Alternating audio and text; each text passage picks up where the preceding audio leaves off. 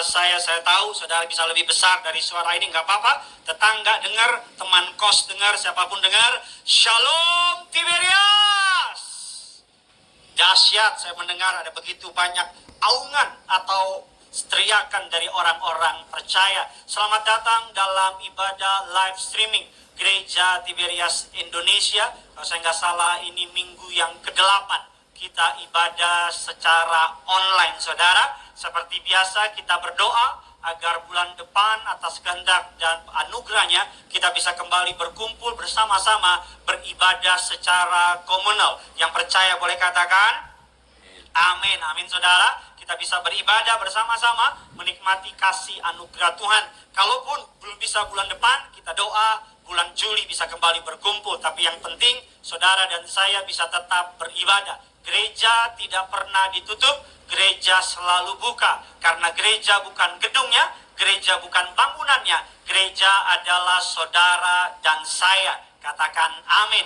Berapa banyak tempat ini yang percaya dan bangga saudara adalah gereja-gereja Tuhan di bumi. Bisa angkat tangan saudara. Haleluya, Gereja Tiberias Indonesia. Kasih tepuk tangan yang luar biasa sekali lagi buat Tuhan kita.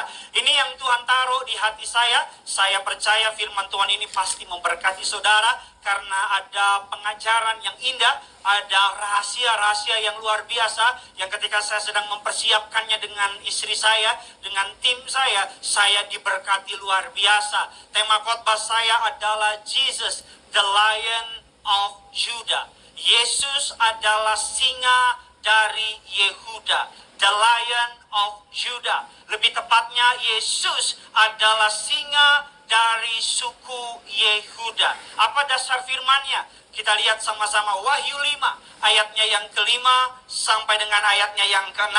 Dengan kerendahan hati, saya mohon saudara siapkan pulpen. Saudara bisa mulai mencatat. Saudara kalau mau rekam silakan rekam. Karena firman Tuhan hari ini akan mengandung begitu banyak hal yang akan dapat membebaskan saudara. Wahyu 5 ayat yang ke-5 dan ke-6. Rekan saya, Evangelis Great, silakan.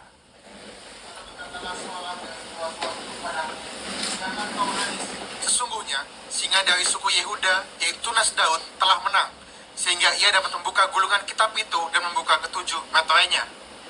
Maka aku melihat di tengah-tengah tahta dan keempat makhluk itu, dan di tengah-tengah tua-tua itu berdiri seekor anak domba, seperti telah disembelih, bertanduk 7 dan bermata 7. Itulah ketujuh roh Allah yang diutus ke seluruh bumi. Alkitab katakan, lalu berkatalah seorang dari tua-tua itu kepadaku. Kepada siapa? Rasul Yohanes. Rasul Yohanes mendapat penglihatan di Pulau Patmos tentang end time, tentang akhir zaman. Saya orang yang percaya saudara dan saya berada di akhir zaman. Makanya udah bukan waktunya lagi kita main-main sama Tuhan. Katakan amin. Alkitab katakan dia menangis. Kenapa menangis? Karena tidak ada satupun yang dianggap layak atau dapat membuka kitab gulungan tersebut, dapat membuka ketujuh meterai.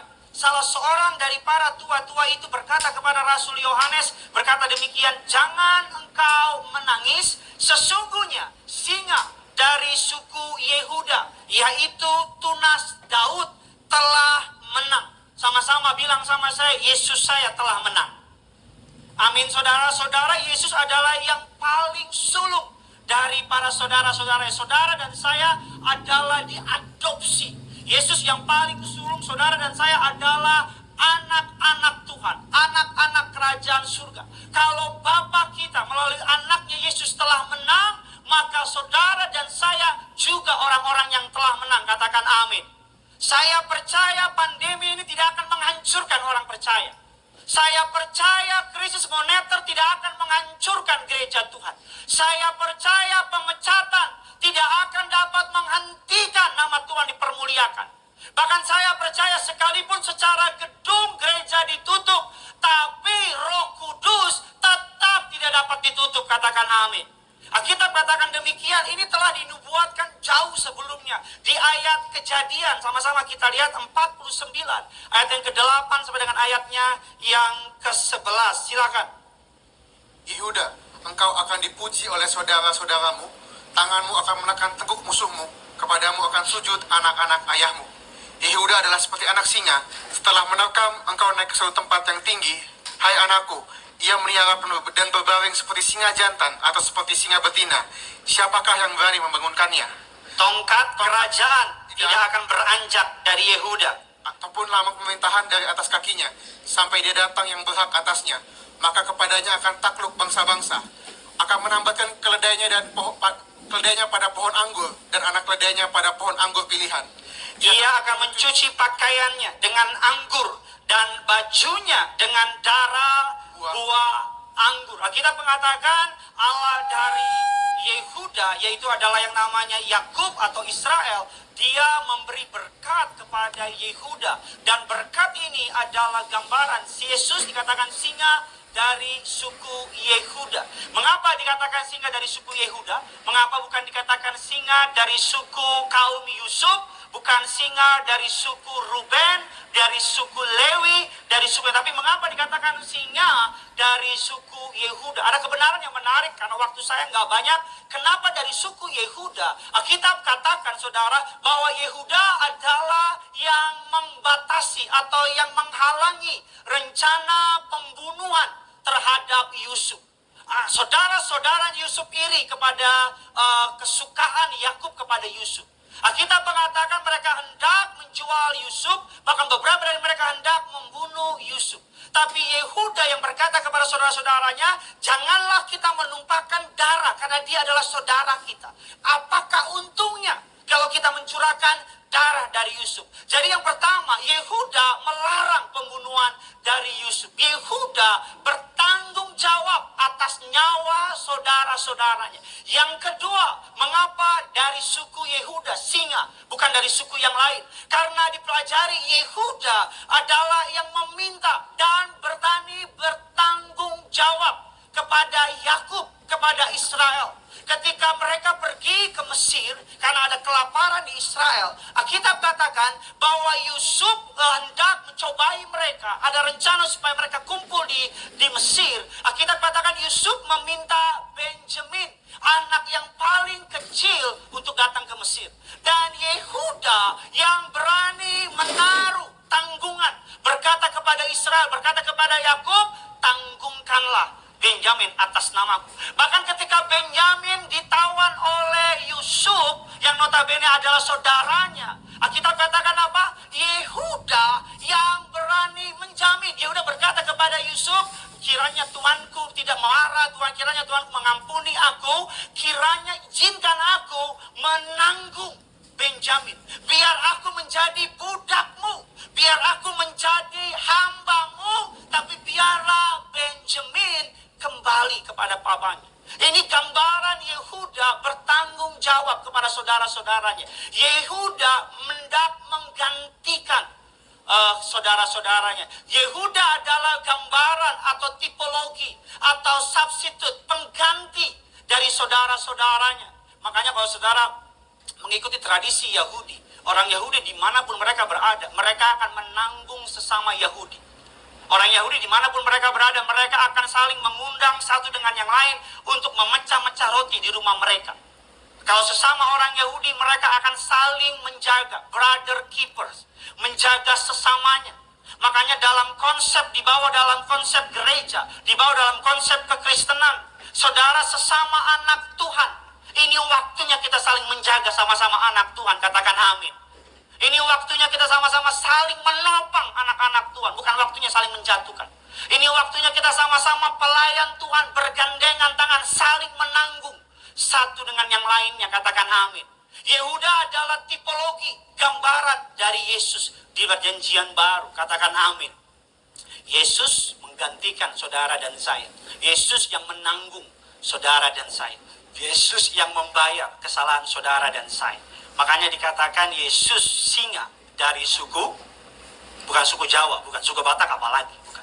Dari suku Yehuda. Karena Yehuda yang menanggung pembayaran atau menggantikan harga dari adik-adiknya. Dan Alkitab katakan Yesus adalah singa. Kalau biasanya kita pelajari Yesus dalam perjanjian baru, saudara, apalagi dalam peristiwa Natal kita belajar Yesus sebagai bayi dalam palungan yang tak berdaya, yang gak bisa buat apa-apa. Di Paskah kita belajar Yesus sebagai orang yang sangat malang, dicaci, dimaki, dipaku, dicambuk, dan tidak keluar kata pun, kesannya lemah. Tapi Yesus gambaran sebagai singa adalah gambaran bukan orang yang lemah, bukan Tuhan yang lemah, bukan Tuhan yang diam, tapi gambaran Tuhan yang berwibawa, Tuhan yang punya otoritas, Tuhan yang luar biasa. Katakan amin.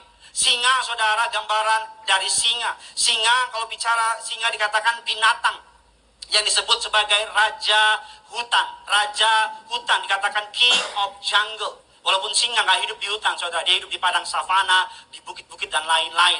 Singa kalau bicara yang paling tinggi bukan singa.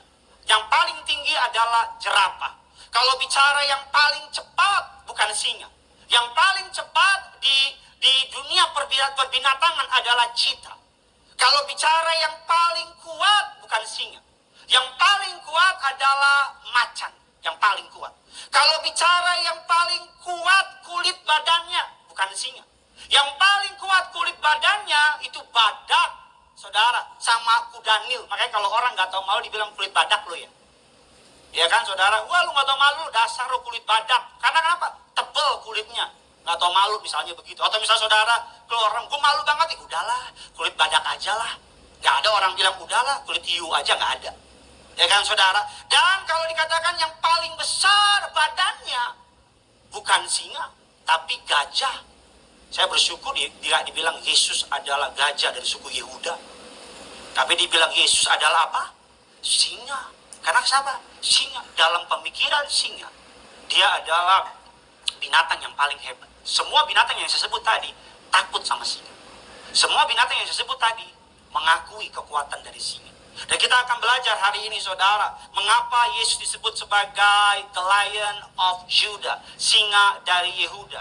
Ada persamaan. Kalau kemarin saya khotbah mengenai Raja Wali, hari saya bicara mengenai kekuatan dari singa. Singa adalah salah satu binatang dalam komunitas atau dalam golongan kucing besar, adalah salah satu binatang yang berkomunal atau berkumpul. Singa adalah binatang yang harus menyediakan makanan bagi para kawanannya.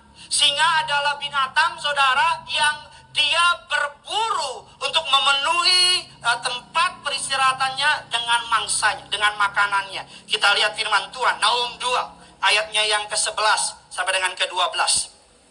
Di mana gawangan persembunyian singa dan gua singa-singa muda, tempat singa pulang pagi, tempat anak singa di mana tidak ada yang mengganggunya. Biasanya singa itu menerkam supaya cukup makan anak-anaknya, mencekik mangsa bagi betina-betinanya, dan memenuhi liangnya dengan mangsa dan persembunyiannya dengan terkaman. Dan memenuhi liangnya dengan mangsa dan persembunyiannya dengan apa? Dengan terkaman. Singa adalah binatang yang menyediakan makanan bagi komunitasnya, bagi kawanannya. Singa adalah binatang, bahkan saya pelajari singa betina, dia akan mengambil mangsa, dia akan mengunyah makanannya, simpan di perut. Ketika sampai di liang persembunyiannya, singa akan memuntahkan makanannya untuk diberi kepada kawanan anak-anak singa, Dan anak-anak singa, sang singa betina akan membiarkan singa-singa muda makan terlebih dahulu. Singa betina akan menunggu. Ketika mereka udah selesai makan, mereka akan makan berikutnya. Nonton Animal Planet kalau sudah nggak percaya. Ya kan, saudara? Singa betina dia akan ambil makanan, dia kunyah, disimpan di perutnya. Ketika sampai di persembunyiannya, dia akan gitu muntahin. Kalau sudah lihat orang yang nyebelin gitu, gitu. Akan dimuntahin dan akan dibiarin kawanan singa yang lain makan terlebih dahulu. Singa adalah binatang provider yang menyediakan makanan bagi kawanannya. Apa persamaan dengan Yesus? Yesus adalah Jesus the provider. Yesus adalah penyedia. Sama seperti singa yang menyediakan makanan bagi kawanannya, Yesus lebih daripada itu, dia adalah Allah yang menyediakan roti makananmu, yang menyediakan masa depan yang indah bagimu, yang menyediakan hari depan yang penuh dengan pengharapan. Katakan amin. Yesus adalah adalah the provider, dia adalah penyedia. Di Kejadian 22, di atas gunung itu Allah menyediakan, Yehova Jireh, Allah melihat dan Allah apa? Menyediakan. Alkitab penuh dengan kisah-kisah pemeliharaan Allah yang ajaib. Alkitab penuh dengan kisah-kisah orang-orang yang dicukupi oleh Allah. Alkitab katakan, Allahku sanggup memenuhi segala keperluanmu menurut apa? Kekayaan dan kemuliaannya. Yesus, dia memberi makan 5.000 orang dengan 5 roti 2 ikan. Yesus memberi makan 4.000 orang. Alkitab katakan ketika dia masuk ke bait Allah, orang meminta uang bait Allah. Yesus berkata kepada Petrus, pergi ke danau, ambillah ikan, ada uang di situ.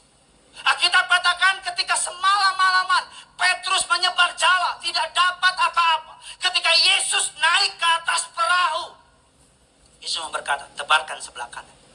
Dalam waktu singkat, 153, aku adalah Tuhan, Ani Elohim. Muncullah ikan. Tadinya semalam-malaman gak dapat apa-apa, tapi jadi dapat apa-apa. Katakan amin.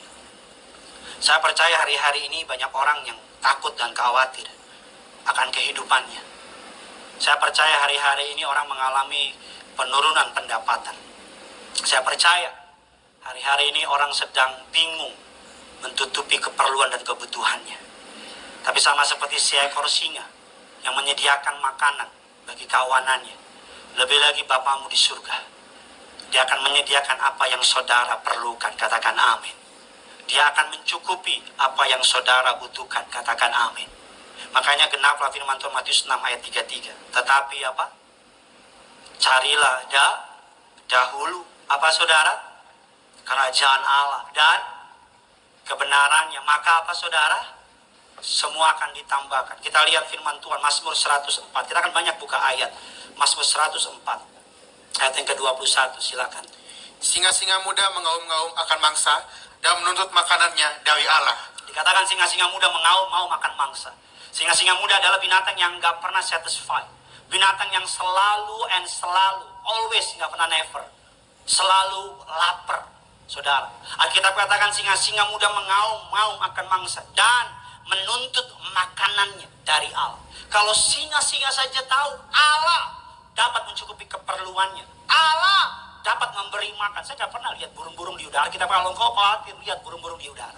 Saya gak pernah lihat burung di udara, dia terbang tiba-tiba jatuh. Kenapa bro? Pusing, belum makan. Gak ada burung-burung belum makan. Padahal gak ada. Alkitab katakan di padang gurun 40 tahun gak ada Starbucks, gak ada warung Padang, gak ada warung Indomie, apalagi Laponi Tongdong Tak. Gak ada tuh yang namanya duta bakmi, mie hoki, ikan teri, mboiku dan lain-lain. Gak ada. Tapi 40 tahun mereka apa? Gak rusak sepatunya, pakaiannya selalu baru. Bahkan saya percaya berat badan mereka naik. Karena apa? Allah sediakan pagi-pagi. Tuhan kirim yang namanya roti mana, saudara, tiap hari dimakan.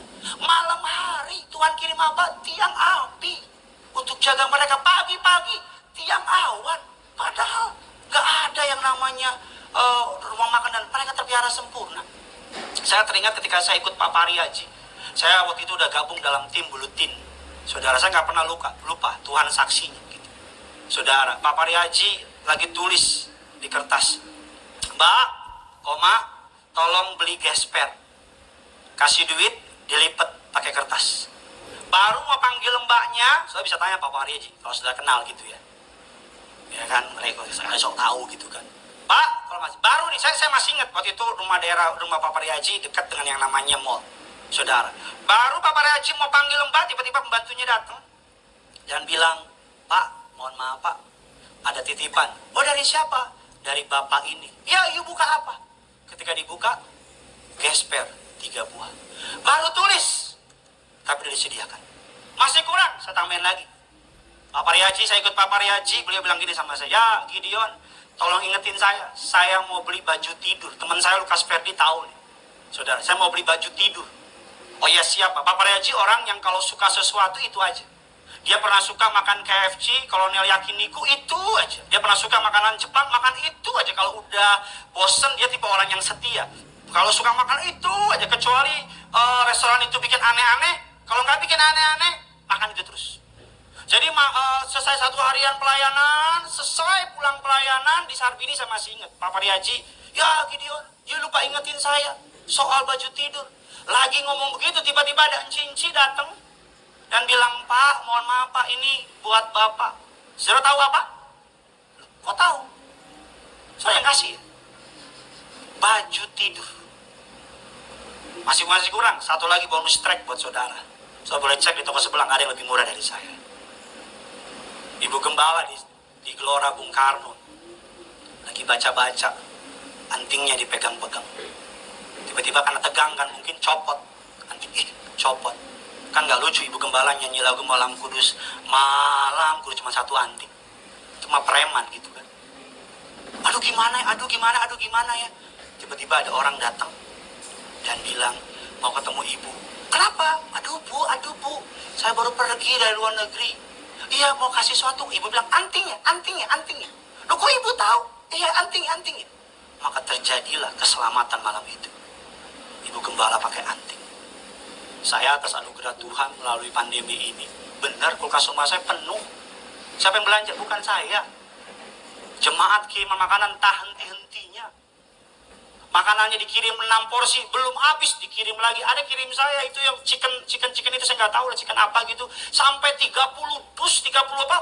pieces. Sampai udah tetangga kasih, sampai bingung mau kasih siapa lagi. Lagi mikir-mikir sama istri, enak ya, dimakan-makan kerupuk. Tiba-tiba ada orang kirim kerupuk. Pengen minum kopi nih, kopi Lampung. Tiba-tiba ada orang kirim kopi, Tuhan saksinya. Saya mau bilang sama saudara, dulu sebelum pandemi nggak ada yang kirim. Sekarang selesai pandemi ini banyak banget. Bahkan di DM saya, di Instagram saya yang belum follow, tolong follow. Ya kan, jangan minta follow back. Di Instagram saya, Pak, saya mau kirim Pak. Saya sampai bosan, saya sampai enek sama yang namanya kaki pendek, hidung pesek itu. Dikirimin babi cabai kecap lah, babi apalah, babi sampai bosan. Saya percaya kok, pemeliharaan Tuhan ajaib buat saudara dan saya. Amin. Kalau orang lain dipelihara, saudara juga pasti dipelihara. Amin saudara. Yang kedua, dikatakan Yesus adalah the provider. Dia yang menyediakan apa yang saudara dan saya nggak pernah lupa.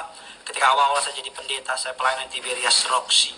Saya baru berangkat pelayanan, lihat sepatu saya lihat kaos kaki saya robek.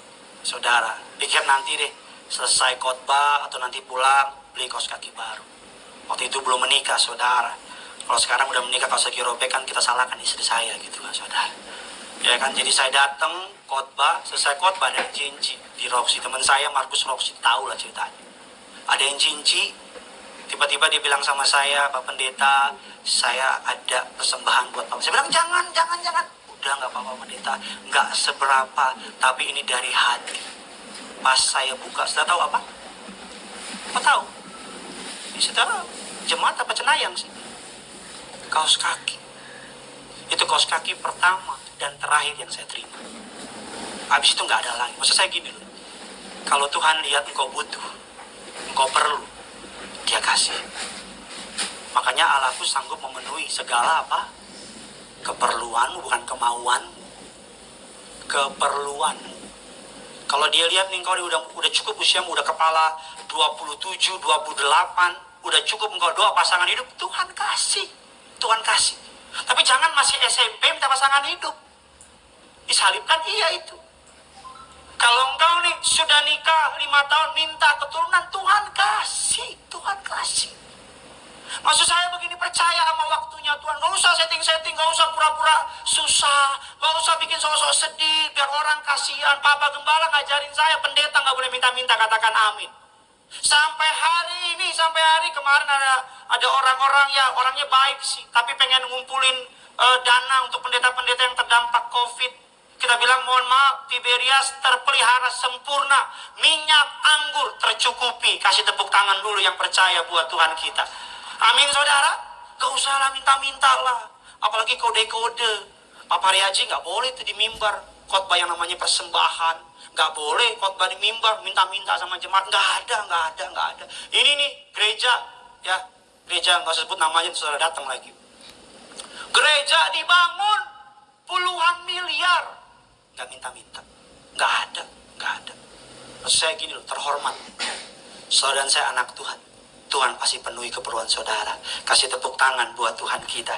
Yang kedua, kita lihat Jesus the provider. Yang kedua, dikatakan saudara, binatang singa adalah binatang yang melindungi teritorinya. Singa memiliki teritori, saudara. Menurut literatur yang saya baca bersama dengan istri, teritori singa 20 km sampai 400 km persegi. Kurang lebih mirip Palembang atau mirip Surabaya. Saking besarnya teritori dari singa.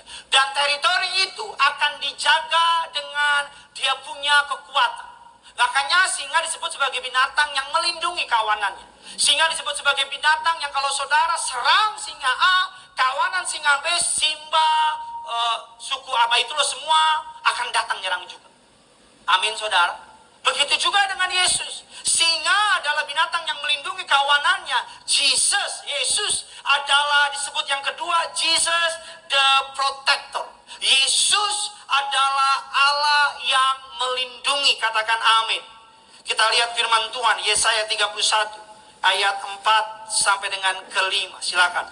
Sebab beginilah firman Tuhan kepadaku, seperti seekor singa atau singa muda mengeram untuk mempertahankan mangsanya, dan tidak terkejut mendengar teriakan seluruh pasukan gembala yang dikerahkan melawan dia, dan tidak mengalah terhadap keributan mereka, demikianlah Tuhan semesta alam akan turun berperang untuk mempertahankan gunung Sion dan bukitnya.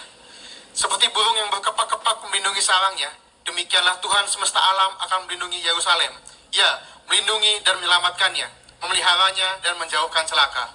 Melindungi dan menyelamatkannya, memelihara dan menjauhkan apa? Celaka. Hari-hari banyak orang yang mengalami ketakutan. Tapi kalau saudara dan saya menyadari engkau punya Yesus the protector yang melindungi saudara. Alkitab katakan seutas rambutmu pun tidak akan jatuh tanpa seizin dari Tuhan. Katakan amin. Kabar baiknya apa? Anak-anak Tuhan, orang percaya, kalau ada yang mau dealing sama orang percaya, kalau ada yang mau ganggu biji matanya Tuhan, harus berurusan sama Tuhan. Katakan amin. Kalau ada yang mau utak-atik saudara, harus berurusan sama Tuhan. Jadi kalau hari ini saudara diizinkan melewati masa sukar, kalau hari saudara diizinkan mengalami yang namanya dikhianati oleh orang, kalau hari saudara diizinkan disusahi oleh orang lain, kabar baiknya apa? Tidak mungkin terjadi tanpa izin dari Tuhan. Jadi kalau Tuhan izinkan saudara dipecat, kabar baiknya apa? Allah tahu dan Allah akan menyediakan yang lebih baik. Katakan amin. Kalau hari ini saudara diizinkan melewati lembah kekelaman, kabar baiknya apa? Gada dan tongkatnya akan menyertai saudara. Katakan amin. Tidak ada satupun yang dapat terjadi kepada anak-anak Tuhan tanpa seizin Tuhan. Saya ulang sekali lagi, dengar baik. Tidak ada satupun yang dapat terjadi. Tidak ada satupun kengerian yang dapat menyentuh anak-anak Tuhan tanpa seizin Tuhan. Amin. Saya beberapa waktu yang lalu bawa anak saya ke rumah sakit untuk divaksin. Dokternya bilang, izin pak, saya suntik, saya kasih. Tiba-tiba ada orang bawa suntik anak saya salibkan, iya yang ada. Betul apa tidak? Anak saya tidur di atas, kan kebetulan rumah kami 20 lantai. Orang kaya. Anak saya tidur di atas, saya lagi dibawa sama istri saya, lagi candlelight dinner. Mati lampu sebenarnya sih. Anak saya panas-panas. Yang pertama lari siapa? Istri saya pastilah, mamanya. Kedua siapa? Saya. Lari kita kenceng ke atas. Anak saya lagi main, saya lagi nonton TV. Tiba-tiba dia langsung nengok. Kalau anak orang lain nangis, saya biarin. Tapi anak saya tahu air matanya. Saya tahu dia pura-pura nangis. Saya tahu dia benar-benar nangis. Saya tahu ketika dia jatuh pura-pura, aduh. Gitu. Anak saya tuh lucu saudara, kayak papanya gitu. Digigit di kanan, terus kita oles-oles yang kiri. Yang kiri dia bilang, aduh pada inget sih. Saya tahu ketika dia pura-pura sakit, sama saya tahu ketika dia sakit beneran. Kalau hari ada yang nyakitin hatimu, dan kau sakit banget gitu, jangan balas yang jahat dengan yang jahat. Biarin pembelaan milik Tuhan. Bilang sama Tuhan, aku serahkan sama Tuhan. Biar Tuhan yang bela. Selesai. Oh, kalau Tuhan yang bela, mau pengacara di atas langit masih ada langit itu, gak bisa tolong. Betul. Paling enak punya Tuhan kayak Yesus. Gak mungkin saudara biarin orang colok mata saudara. Saudara ada biji matanya Tuhan. Siapa yang dapat mengambil saudara dari Tuhan? Gak ada. Makanya hari-hari kita harus jadi orang yang paling percaya diri. Orang yang percaya Tuhan pelihara. Alkitab katakan demikian di poin yang kedua yang terakhir, Mazmur 121. Ayatnya yang ke-1 dan ke-8. Teman saya Winner bisa bantu saya ke depan. Saya akan masuk poin terakhir. 1, 2, 1. Silakan. Nyanyian ziarah, aku melayangkan mataku ke gunung-gunung, dari manakah akan datang pertolonganku? Pertolonganku ialah dari Tuhan yang menjadikan langit dan bumi. Ia takkan membiarkan kakimu goyah, penjagamu tidak akan terlelap. Sesungguhnya tidak terlelap dan tidak tertidur penjaga Israel. Tuhanlah penjagamu, Tuhanlah naunganmu di sebelah tangan kananmu. Matahari tidak menyakiti engkau pada waktu siang, atau bulan pada waktu malam. Tuhan akan menjaga engkau terhadap segala kecelakaan. Ia akan menjaga nyawamu. Tuhan akan menjaga keluar masukmu dari sekarang sampai selama-lamanya. Ini ayat ini menjadi salah satu ayat yang paling banyak dibaca, salah satu oleh bangsa Israel. Dibaca pada waktu siang, dibaca pada waktu malam, dan dijadikan lagu. Lagunya, ku melayangkan mataku ke gunung-gunung. Dari manakah datangnya pertolonganku? Pertolonganku dari Tuhan yang menjadikan alam semesta. Untuk nyanyi kayak apa gitu saudara? Ya kan, rapnya mengatakan, mentari siang takkan menyakitimu, dan juga bulan. Malam Tuhanlah yang menjagamu dari segala bahaya dari sekarang. Terima kasih, Anda layak dapat bintang. Tuhan yang jaga saudara. Tuhan yang jaga saudara. Anak saya akan berani keluar rumah kalau saya yang gendong. Anak saya akan pede ngelakuin apa-apa. Dia lagi suka main bola, saudara. Dia akan teriak, "Papa! Papa!" Saya turun, dia ambil bola, dilempar ke saya. Gitu terus. Dia lagi seneng main bola. Dia pede kalau sama saya. Saya mau tanya, kalau nyebrang jalan, orang tua sama anak kecil, yang pegang tangan siapa? Anak orang tua pegang tangan anaknya, apa anaknya pegang tangan orang tua? Di jam makan siang ya, mungkin gak nyambung nih seorang lagi ya. Ada yang kalau nyebrang jalan nih, saya lihat orang tua sama anak kecil. Yang pegang tangan anak, pegang tangan bapaknya, atau bapaknya pegang tangan anaknya? Bapak pegang tangan anak. Kalau di mall kebalikan, anak pegang tangan bapaknya. Karena anak dibawa ke mall gitu, dia beli makan. Maksud saya apa? Bapaknya akan pegang anaknya. Dia akan menjadi protektor, pelindung untuk anak-anak. Makanya gereja Tiberias percaya, Wahyu 6 ayat 6, yang ada minyak, yang ada anggur, tidak akan dirusakkan. Terserah orang mau ngomong apa. Ini iman gereja Tiberias. Ini iman pewahyuan dari Tuhan kepada gereja Tiberias. Kita percaya, kita yang terima minyak, terima anggur. Jesus, the protector. Berapa waktu yang lalu Kak Aristo khotbah, minyak dan anggur gambaran Yesus Kristus. Jadi ketika kita punya Yesus di dalam diri kita, ketika kita diurapi dengan minyak, ketika kita bersatu dengan tubuh dan darah Yesus, Yesus menjadi our protector. So nonton Animal Planet deh. Kalau ada binatang-binatang singa, anaknya akan dijaga sedemikian rupa, gak akan dibiarkan. Beberapa waktu yang lalu saya nonton di sosial media, anak ayam diganggu sama kucing. Emaknya datang, nyerang si kucing. Kau aman dalam lindungan Tuhan. Yang ketiga, yang terakhir. Sama-sama kita lihat. Yang pertama, Jesus the provider, Jesus the protector. Yesus yang menyediakan, Yesus yang melindungi. Yang ketiga, yang terakhir, Jesus the reasons of our praise. Kejadian 29, 31, 35. Silakan. Ketika Tuhan melihat bahwa Lea tidak dicintai, dibukanyalah kandungannya, tetapi Rahel mandul. Lea mengandung lalu melahirkan seorang anak laki-laki dan menamainya Ruben. Sebab katanya, sesungguhnya Tuhan telah memperhatikan kesengsaraanku, sekarang tentulah aku akan dicintai oleh suamiku. Mengandung pula ia lalu melahirkan seorang anak laki-laki, maka ia berkata, sesungguhnya Tuhan telah mendengar bahwa aku tidak dicintai. Lalu diberikannya pula anak ini kepadaku, maka ia menamai anak itu Simeon. Mengandung pula ia lalu melahirkan seorang anak laki-laki, maka ia berkata, sekali ini suamiku akan lebih erat kepadaku, karena aku telah melahirkan 3 anak laki-laki baginya. Itulah sebabnya ia menamai anak itu Lewi. Mengandung pula ia lalu melahirkan seorang anak laki-laki, maka ia berkata, sekali ini aku akan bersyukur kepada Tuhan. Itulah sebabnya ia menamai anak itu Yehuda. Sesudah itu ia tidak melahirkan lagi. Kita mengatakan Yakub memiliki istri dari Laban. Laban ini orang Batak, saudara. Nama si Laban gitu, saudara. Agak lucu ya, makasih saudara. Dia punya istri pertama namanya Lea. Laban membohongi Yakub 7 tahun kerja, namanya Lea. Arti dari nama Lea adalah kambing betina, saudara. Banyak orang percaya bahwa penulis Alkitab Lea matanya kurang baik.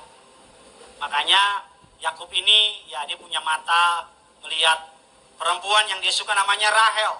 Rahel artinya domba yang mungil atau elok. Lea dilihat tidak dicintai oleh Yakub. Lea nggak ngadu sama persatuan ibu-ibu daerah rumah Yakub. Lea nggak gosip sama tetangga, bahkan nggak update status suamiku nggak cinta biar orang komen dan dapat balas kasihan. Tapi Lea mengadu sama Tuhan. Kita bilang ketika dilihat Tuhan bahwa Lea tidak dicintai, dibukanyalah kandungan. Ada kurang lebih 4 anak Ruben. Artinya kiranya Tuhan melihat. Orang Yahudi mirip seperti orang-orang beberapa suku di Indonesia. Kasih nama berdasarkan event kejadian hari itu. Dia kasih nama Ruben dengan harapan kiranya Tuhan melihat kesengsaraan. Anak yang kedua dikasih nama Simeon. Artinya apa? Kiranya Tuhan mendengar. Dengar apa? Kiranya Tuhan dengar bahwa Yakub tidak mencintai aku. Anaknya yang ketiga dikasih nama Lewi. Lewi artinya apa? Join in. Lebih intimacy, lebih close, lebih dekat. Harapan dari Lea dengan adanya Lewi, Yakub lebih dekat sama dia, lebih mencintai dia. Ruben, Simeon, Lewi, baru yang terakhir dia kasih nama anaknya apa? Yehuda. Yehuda artinya apa? Aku mengucap syukur. Makanya dalam peperangan orang Yahudi, orang Israel, setiap kali ada peperangan, Allah memerintahkan apa? Letakkan suku Yehuda di depan. Untuk apa? Menaikkan pujian, menaikkan ucapan syukur. Salah satu senjata singa yang paling menakutkan apa? Aumannya. Kalau singa sudah meraung, mengaum sampai 7 km. Gambaran apa? Suaramu, ucapanmu didengar oleh surga. Perkataanmu tidak dilewatin sama Tuhan. Hari-hari ini perbanyak apa? Nyembah Tuhan. Ketika Allah hendak menyerahkan tembok Yeriko kepada bangsa Israel, apa perintah Allah? Pitari tembok itu tanpa berbicara sekata pun. Kenapa begitu? Di puasa makan gampang, puasa minum gampang, puasa jaga mulut itu paling susah. Tuhan mau meredam orang-orang yang tukang komplain di Israel. Orang-orang yang tukang ngeluh supaya diem. Saya selalu bilang kalau mulut tuh gak bisa keluar kataan yang baik, jangan keluarin apa-apa. Kalau mulut nggak bisa ngomong perkataan yang benar, mendingan diem. Makanya ada kutipan, silence is gold. Diam itu adalah emas. Amin. Saya tutup dengan cerita yang terakhir. Saya pernah bawa ini, tapi Tuhan taruh ini untuk ingatkan lagi. Fanny J. Crosby disebut dengan Queen of Gospel Songwriter. Pada saat umur 6 minggu terkena flu mengakibatkan peradangan. Dibawa ke dokter, terjadi malpraktek yang mengakibatkan kebutaan. Umur 6 tahun ayahnya meninggal. Ketika menikah, the only son, anak satu-satunya, meninggal. Tapi Fanny J. Crosby tidak menyerah kepada keadaan. Justru dia menulis banyak 8.000 lagu himne. Lagunya telah dikopi lebih dari 1 juta. Dia dikenal sebagai julukan Queen of Gospel Songwriter. Lagunya yang terkenal, To God Be the Glory. Pass me not, O gentle Savior. Janganlah engkau lalui. Jawab doaku. Dan lagunya yang paling terkenal adalah Blessed Assurance. Ku berbahagia. Dari orang yang buta, anaknya meninggal, masa kecil mengalami kemiskinan, dia malah berkata, ku berbahagia. Makanya kalau orang tahu panggilannya dalam Tuhan, tahu tujuan hidupnya dalam Tuhan, saya percaya perkara dunia gak akan menghancurkan iman. Saya percaya, saya mau bilang ya, nih iman aja iman. Kelihatannya pandemi ini akan segera berlalu. Amin. Ini iman saya, ya masing-masing lah ya. Jangan ini udah lewat, engkau kembali kerja, engkau kembali kuliah, engkau kembali melayani, engkau gak dapat apa-apa. Ada suatu pelajaran, masing-masing berbeda. Sesuatu yang Tuhan sedang ajar kepada umatnya.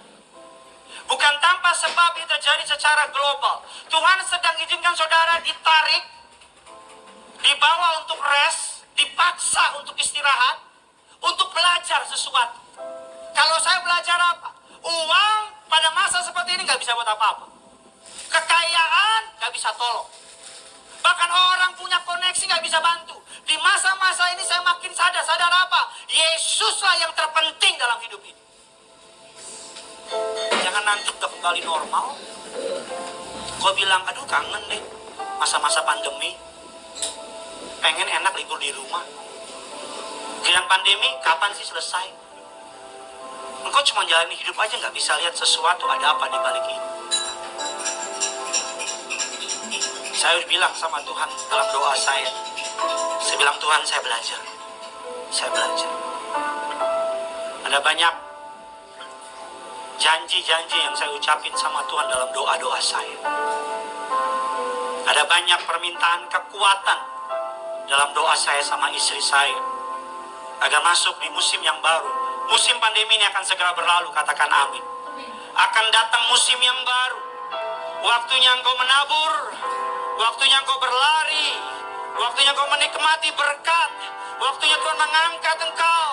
Makanya di masa-masa istirahat ini, murnikan hatimu, murnikan pikiranmu, bersihkan hatimu, makin melekat sama Tuhan, makin cinta sama Yesus, makin andali di Yesus, makin tidak duniawi, makin cari Tuhan, makin punya pikiran-pikiran perkara surga.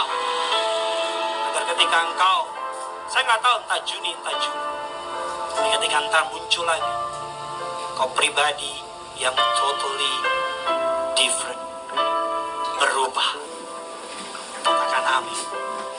Doa saya, Jesus the Lion of Judah, Dia is our provider, our protector. Dia adalah the reasons of our praise, alasan kita memuji dan menyembah. Selamat hari Minggu. Kita kasih tepuk tangan yang luar biasa bagi Tuhan. Sama-sama kita angkat.